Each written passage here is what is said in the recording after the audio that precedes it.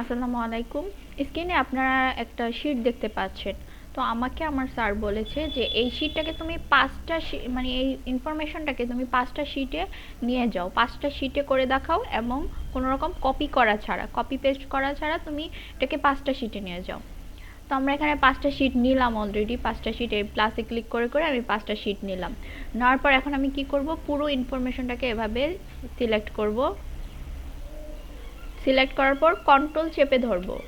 Control চেপে ধরে এই যে 2 3 4 5 সবগুলোকে সিলেক্ট করব। করার পর এখানে ফাইল নামে একটা অপশন আছে, এখানে যাব। তারপর হচ্ছে অ্যাক্রস ওয়ার্কশিট, এটাতে ক্লিক করব। ক্লিক করার পর এখানে আমি অল অল এখানে ক্লিক করা আছে অলরেডি, অল দিয়ে ওকে দিয়ে দেব।